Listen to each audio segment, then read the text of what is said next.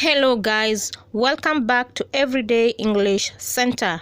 My name is Lucia, and as usual, before we start this video, please take a second to like this video and also subscribe to my channel so that you can be notified when I upload a new video.